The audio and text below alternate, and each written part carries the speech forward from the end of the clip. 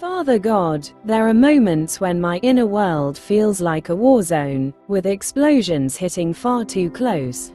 At other times, I'm trapped in a relentless storm, my thoughts spiraling beyond reach. Chaos takes over, and discouragement quietly drains away my peace. I need your calm, the kind that settles deep within, present constantly, unshaken even when the winds rise. Quiet my restless heart, Lord. The constant stream of what-ifs only pull me deeper into anxiety. I understand that peace comes from trust, and fear has no role in my life. Most of what I stress over never actually occurs. That's why I'm choosing to place my trust in you once more.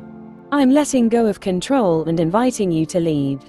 I might need to offer this prayer every day, but I'm weary of the constant rush, of a life so packed that there's no room left in my schedule or my mind. I need more of you, Lord, and less of myself. I let go and acknowledge that I can't control others, outcomes, or every situation in my life. But I can release them to you and turn my attention to your faithfulness. Today, I thank you for every good thing you've provided, each blessing, the forgiveness I didn't earn, and even the hardships you've permitted. I believe you can bring good from anything, as long as I trust you and stop holding on so tightly. You've promised that when I replace worry with prayer and gratitude, I'll know a peace beyond human comprehension. That's your peace, God, deep, unshakable, and exactly what my heart longs for. In moments of stress, anxiety, or fear, remind me to turn to you.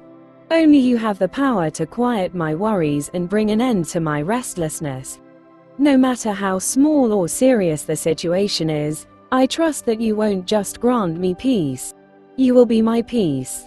And as I draw near to you through prayer, reading your word, serving others, or shifting my focus away from myself, I know you'll meet me there, close and present. I don't have the strength to face this season on my own, Lord.